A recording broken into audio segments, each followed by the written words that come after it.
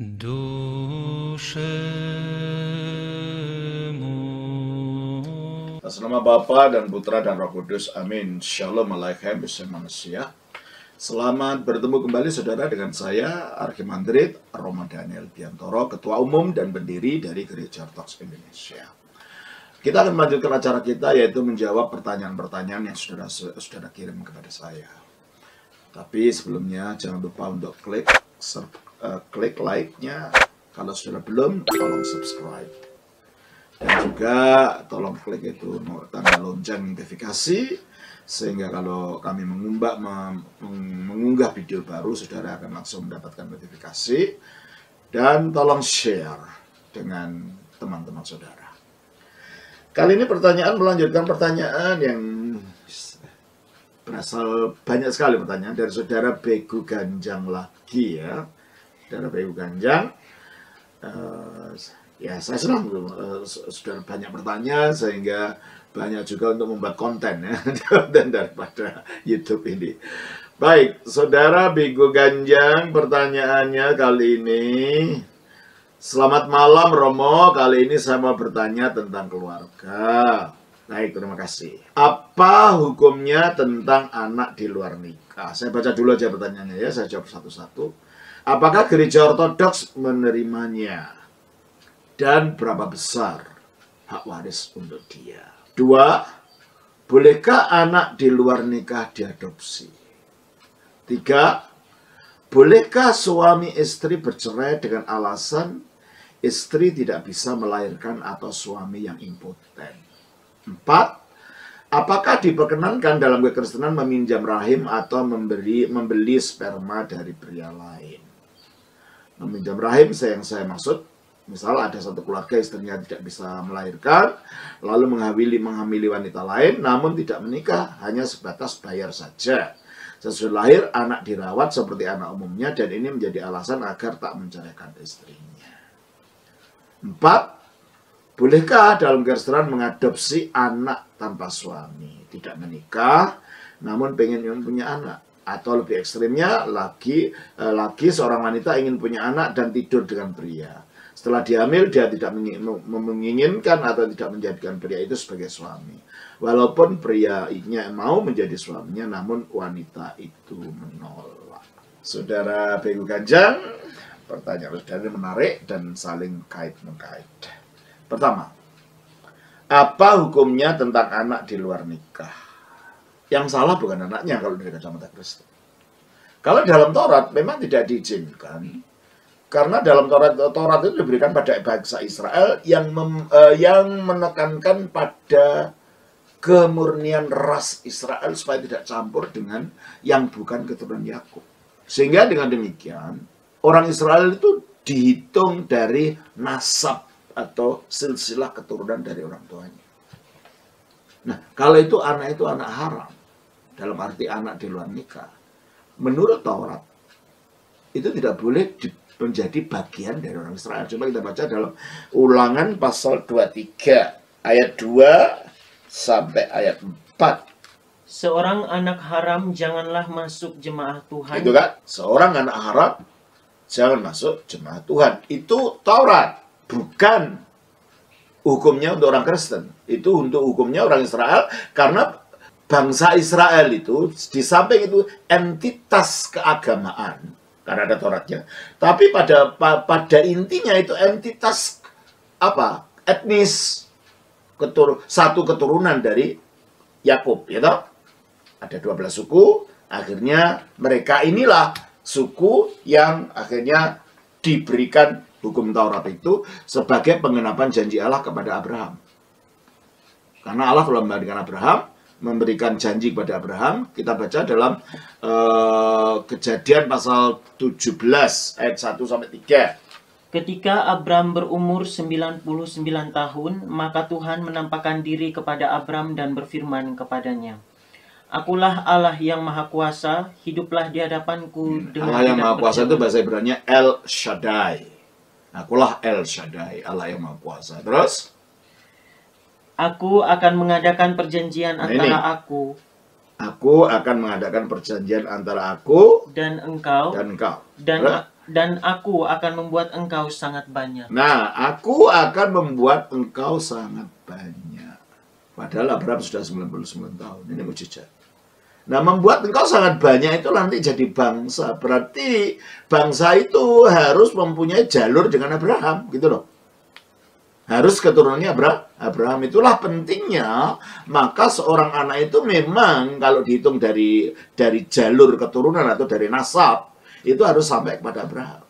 Jadi kalau anak itu anak haram, yang tidak diketahui bapaknya, entah itu orang Moab, entah itu orang Filistin, entah orang-orang Girgasi atau orang ada sekitarnya, yang akhirnya bukan dari keturunan Abraham, ya tentunya tidak bisa dihitung. Itulah sebabnya ada larangan ini. Coba Anda baca di dalam lanjutnya ayat 17 tadi. Lalu sujudlah Abram dan Allah berfirman kepadanya, dari pihakku inilah perjanjianku dengan engkau. Engkau akan menjadi bapa sejumlah besar bangsa. Oke, jadi dari keturunan Abraham ini akan ada sejumlah besar bangsa. Bangsa yang secara fisik keturunan Abraham, yang sesuai janji, itu bangsa Israel. Tapi juga ada Abraham punya anak yang lain. Dari Ismail, dan dari beberapa anak Keturah. Jadi Abraham itu istrinya bukan cuma dua, ya Sarah dan Hagar saja, tetapi ada Keturah. Coba baca Kejadian 25. Abram mengambil pula seorang istri namanya Keturah. Nah, sesudah Hagar, Sarah dan Hagar. Hagar punya anak Ismail kan. Nah, ini ada Sarah punya anak Ishak. Ini ada anak lagi. Perempuan itu melahirkan baginya Zimran, Yoksan, Medan, Midian, Isbak, dan Su'ah. Nah, tentulah ini punya keturunan juga gitu loh. Jadi kalau gitu maka dikatakan akan menjadi bapa sejumlah besar bangsa secara fisik. Hanya anak yang lahir akibat janji Allah sebelum Abraham kawin dengan siapa-siapa, hanya punya Sarah saja. Itu adalah Ishak. Makanya dia disebut anak tunggal, dalam arti anak tunggal dalam perjanjian. Tetapi di samping itu Abraham punya anak-anak lain. Ismail, itu tadi siapa namanya?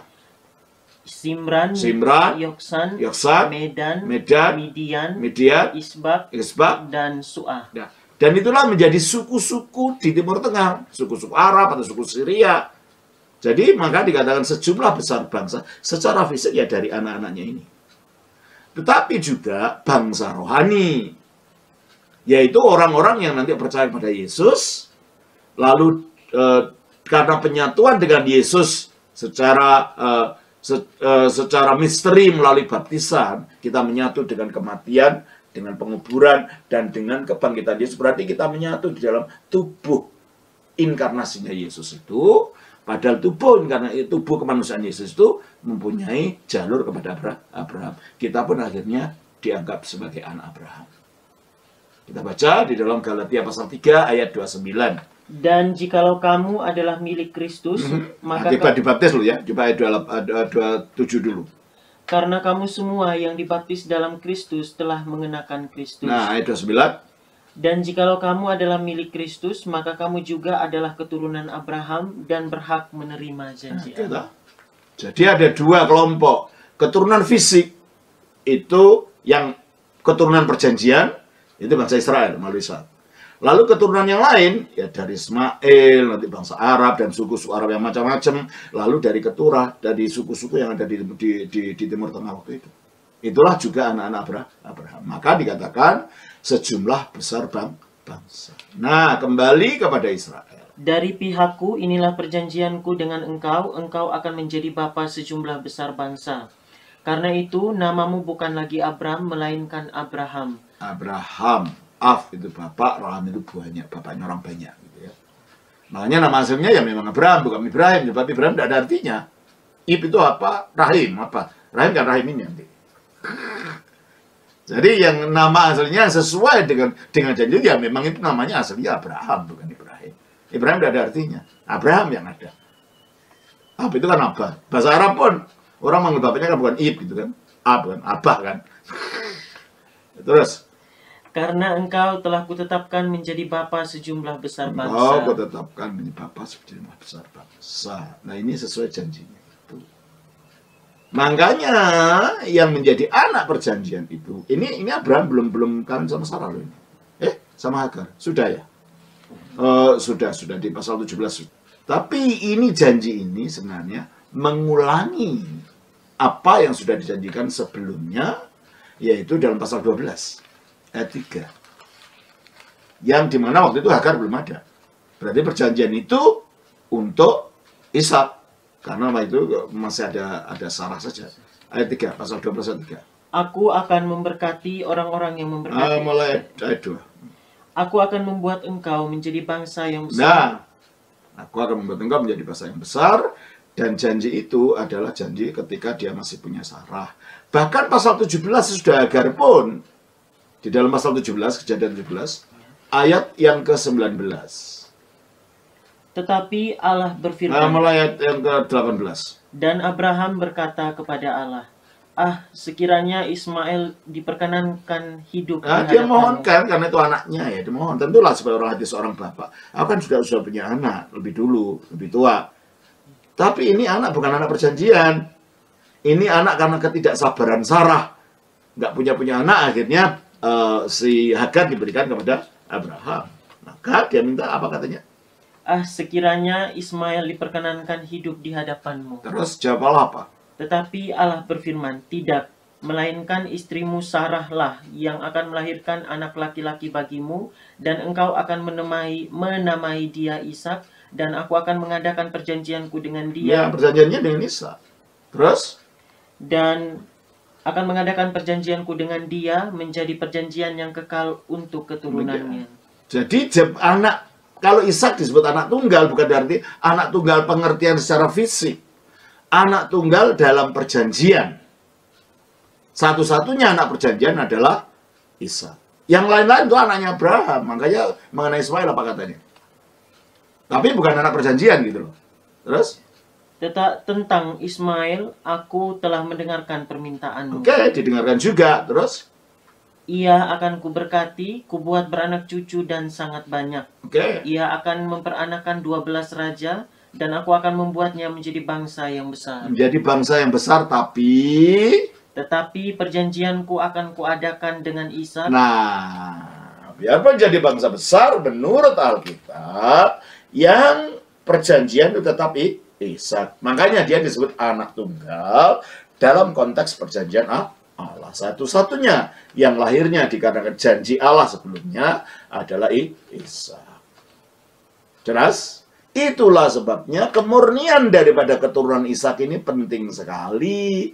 Dari Ishak menjadi Yakub, 12 suku Israel. Makanya kalau sampai ada anak lahir tanpa bapak, anak haram, tidak boleh diperhitungkan sebagai bagian jemaah Israel. Kita baca Ulangan pasal 23 ayat 2. Seorang anak haram janganlah masuk jemaah Tuhan, bahkan keturunannya yang ke-10 pun tidak boleh masuk jemaah Tuhan. Kalau itu dalam perjanjian lama. Kita menjadi keturunan Abraham bukan secara fisik, tetapi secara iman melalui penyatuan di dalam kebaptisan dengan Yesus. Nah, anak haram atau bukan, kita semua manusia berdosa. Kristus melalui penyalibannya di atas salib mengalahkan dosa itu. Dan ketika seorang dibaptiskan, dia disatukan kematian Yesus dengan kematian Yesus, sebagaimana dikatakan dalam penguburannya dan kebangkitannya, sebagaimana dikatakan dalam Roma 6 ayat 3. Atau tidak tahukah kamu bahwa kita semua yang telah dibaptis dalam Kristus telah dibaptis dalam kematian? Nah, kalau kita ditenggelamkan, disatukan dengan kematian Yesus, padahal kematian Yesus itu adalah dia mengalahkan dosa itu. Saya nggak usah ulang lagi, cari di video-video saya yang lain, sudah saya jelaskan berulang-ulang, ya. Sehingga dengan demikian, dosa apapun yang dilakukan oleh dia, termasuk keadaannya sebagai anak haram, itu telah dihapus. Apalagi dia menjadi anak haram kan bukan dosanya dia. Yang berzina kan orang tuanya, bukan dia. Dia efek dari dosa orang tuanya, tapi dia sendiri kan tidak tahu apa-apa. Masalah itu. Nah, itulah sebabnya anak yang lahir di luar nikah pun tidak boleh dianggap itu anak yang lebih rendah nilainya daripada anak-anak yang menikah. Meskipun perzinahan itu dikutuk oleh Alkitab, ditentang oleh Alkitab. Ya, coba kita baca 1 Korintus pasal 6 ayat 17. Tetapi siapa yang mengikatkan dirinya pada Tuhan, Ayat 16. atau tidak tahukah kamu bahwa siapa yang mengikatkan dirinya pada perempuan cabul menjadi satu tubuh dengan dia? Sebab demikianlah kata Nas, keduanya akan menjadi satu daging. Ya. Jadi kalau bercabul artinya melakukan perzinahan, itu dia berdosa dengan karena menjadi satu tubuh dengan perempuan cabul ini. Jadi sebenarnya perzinahan itu dalam Alkitab dilarang. Ya, sekarang enggak. Nah, itu suka sama suka, enggak bisa tetap perzinahan. Coba kita baca Ibrani pasal yang ke-13 ayat 4. Hendaklah kamu semua penuh hormat terhadap perkawinan, dan janganlah kamu mencemarkan tempat tidur, sebab orang-orang sundal dan pezina akan dihakimi Allah. Orang-orang persundal dan pezina akan dihakimi oleh Allah. Ya. Terus kita jadi cukup itu. Jadi bukti di dalam Alkitab perzinahan itu sendiri dilarang.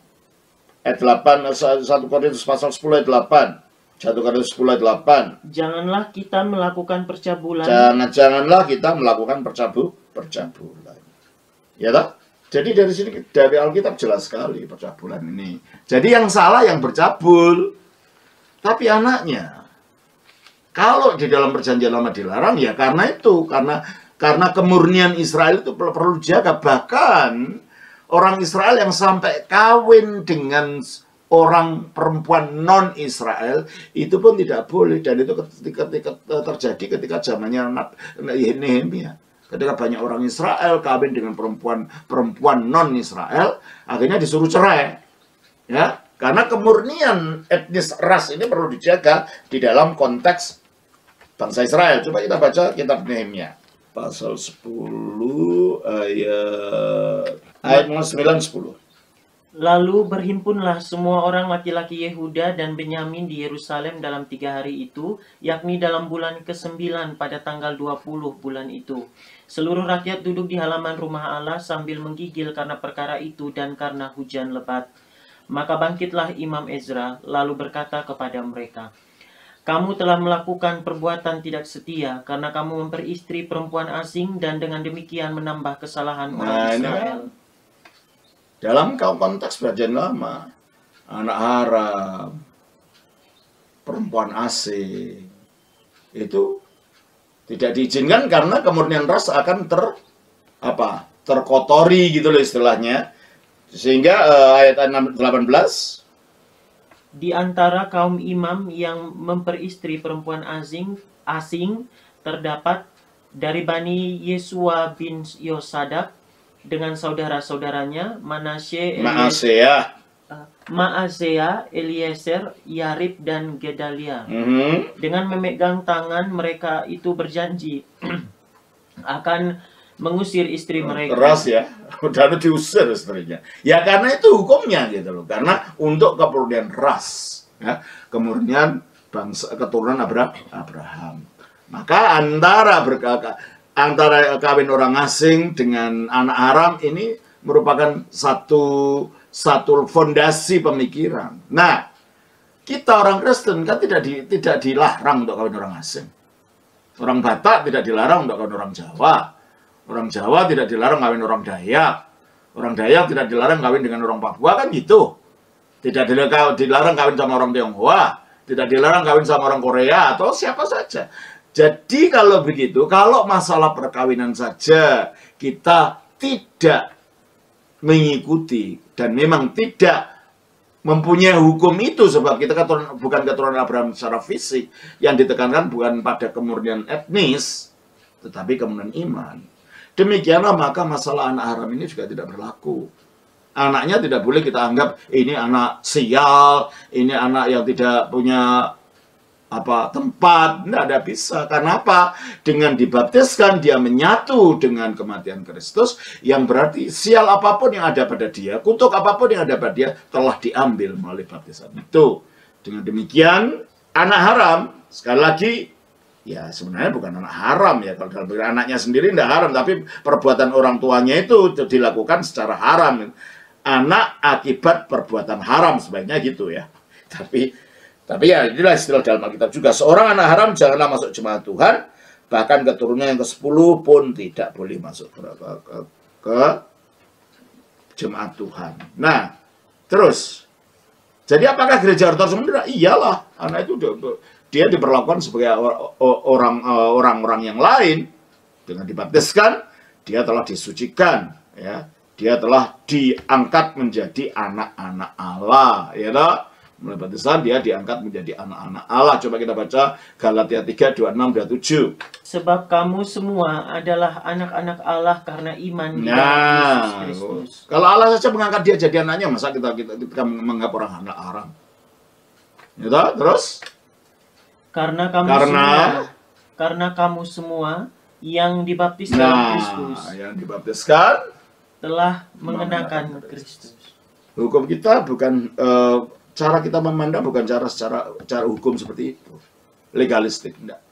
Tetapi kita melihat kasih karunia Allah yang menyelamatkan orang, termasuk apa yang dalam Taurat dianggap anak haram itu, apa yang dalam masyarakat dianggap anak haram, ya. Terus pertanyaan selanjutnya yang saudara tanyakan itu adalah apa hukumnya tentang anak di luar nikah? Saya katakan, kalau dia sudah dibaptiskan, dia beriman, dia dianggap menjadi anak Allah. Apapun yang dianggap haram itu sudah dihapuskan oleh Kristus. Ya. Apa gereja ortodoks menerima? Iya, kalau dia beriman lalu dibaptiskan. Dan berapa besar hak waris untuk dia? Kalau itu secara itu bukan gereja yang menentukan, itu nanti hukum pemerintahan. Nah, karena dia anak ini tidak secara sah menjadi anak daripada apa yang dianggap sebagai bapaknya. Nah, tergantung pada bapaknya mau diberi berapa. Ditentukan melalui hukum nanti. Ya. Sebagai mungkin hibah atau ya warisan dari bapaknya diberikan. Kalau warisan sih kalau secara hukumnya akhirnya nggak ada warisannya, surat pernyataan lahir dari bapaknya aja nggak ada. Ya tergantung bapaknya. Tergantung orang tuanya memberikan berapa. Ya. Terus bolehkah anak di luar nikah diadopsi? Kenapa tidak?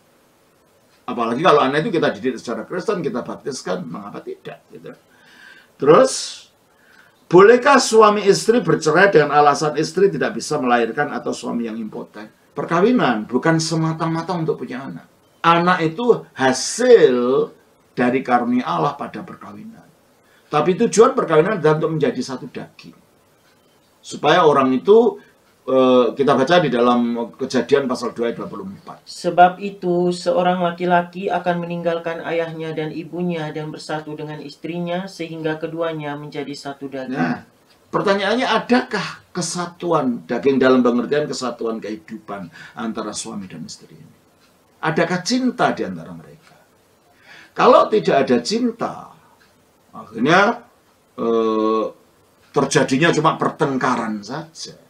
Apa tujuannya menikah? Makanya Alkitab mengatakan ketika sudah menikah itu menjadi satu daging, tidak bisa dipisahkan. Jadi secara prinsip, apapun alasannya, kecuali kalau itu membahayakan, kecuali kalau prinsip-prinsip pernikahan tidak ada di dalam kehidupan rumah tangga itu lain masalah. Dan kalau itu bercerai, yang menceraikan juga bukan gereja tidak menceraikan. Dicerai akhirnya gereja mengakui ternyata tidak ada kehidupan nikah, syarat kehidupan nikah itu sudah tidak ada dalam rumah tangga ini. Tapi kalau hanya alasan karena tidak punya anak lalu bercerai, itu tidak bisa diterima. Kenapa? Kenapa harus punya anak fisik? Adopsi kan bisa. Mungkin ponakannya, mungkin orang luar yang membutuhkan. Ya. So kalau ngadopsi itu, ya akhirnya lama-lama ya merasa itu seperti anaknya. Emangnya kalau keturunan kita ada kita lahirkan, apa yang terjadi kita nggak tahu kan? Bisa jadi orang baik, bisa jadi orang jelek gitu kan? Tapi kalau kita ngadopsi, ya seperti saya satu anak yang saya adopsi. Dan saya anggap anak saya, dan saya merasa itu anak saya. Biarpun saya tidak menikah. Gitu. Tapi ini saya anggap anak saya, dan saya merasa begitu, anaknya juga merasa begitu. Bedanya apa sih kalau gitu? Gitulah. Ya. Baik, jadi kalau begitu, secara ini bolehkah suami istri dengan istri tidak bisa melahirkan atau suami yang impoten? Dalam kasus ini, pengorbanan kasih harus lebih diutamakan daripada mencari jalan solusi yang gampangan tanpa memikirkan lebih jauh implikasi moral dan implikasi rohani daripada perceraian semacam ini. Ya. Terus, 4. Apakah diperkenankan dalam kekristenan meminjam rahim atau membeli sperma dari pria lain? Tidak, itu termasuk perzinahan. Pertemuan ovum dan sperma di luar pernikahan, itu perzinahan atau percabulan. Biarpun kalau orang itu tidak melakukan hubungan fisik, tapi sama aja itu kan. Ya. Meminjam rahim yang saya maksud, misalnya ada satu keluarga, istrinya tidak bisa melahirkan, lalu menghamili wanita lain. Nah, ini kan perzinahan. Namun, tidak menikah hanya sebatas bayar, itu pelacuran namanya. Dan itu dilarang oleh Alkitab. Kita baca di dalam Ibrani pasal 13 ayat 4. Hendaklah kamu semua penuh hormat terhadap perkawinan. Nah, perkawinan itu sesuatu yang hormat, sesuatu yang kudus. Tidak boleh dibuat mana nih kayak main-main aja ini namanya. Terus? Dan janganlah kamu mencemarkan tempat tidur. Gimana cara mencemarkan tempat tidur? Artinya mencemarkan perkawinan dalam kasus seks ini. Apa? Terus?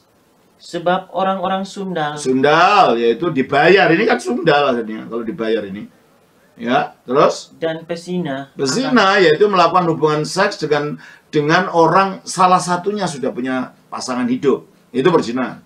Terus? Akan dihakimi Allah. Kalau percabulan, itu hubungan seks yang dilakukan oleh dua orang yang tidak punya pasangan. Itu percabulan secara umum. Ya. Kalau sundal, persundalan, itulah perzinahan yang dilakukan antara salah seorang punya pasangan hidup. Lalu, satunya lagi apa tadi? Berzina. Itu ya, perzinahan itu ya, persundalan itu dibayar, maaf. Seks untuk rekreasi, itu namanya persundalan. Perzinahan ke salah seorang yang punya pasangan. Jadi, dari kriteria ini, maka dikatakan, tidak menikah hanya sebatas bayar saja. Sesudah lahir anak dirawat seperti anak umumnya, dan ini menjadi alasan agar tidak menceraikan istrinya. Ya, daripada harus melakukan perzinahan, kenapa tidak adopsi aja? Orang yang membutuhkan adopsi, anak yang bapaknya meninggal atau yang anak yang punya kebutuhan khusus, kita adopsi. Itu lebih mulia daripada melakukan seperti ini, ya. Terus 4. Bolehkah dalam kekristenan mengadopsi anak tanpa suami, tidak menikah, namun pengen punya anak, atau lebih ekstrim lagi, seorang wanita ingin punya anak dan tidur dengan pria, itu perzinahan. Ya, tidak boleh. Setelah dia hamil, dia tidak menginginkan atau tidak menjadikan pria itu sebagai suami. Sekali lagi, itu perzinahan murni. Ya, walaupun prianya mau menjadi suaminya, namun wanita itu menolak. Ya, dia berdosa karena dia hanya melakukan perzinahan. Jadi ini ada prinsip-prinsip moral ini yang harus kita tahu, harus kita pegang. Demikian ya, saudara Biku Ganjang. Kiranya Tuhan memberkati. Saya harap jawaban ini memberikan pencerahan. Sama Bapa dan Putra dan Roh Kudus. Amin.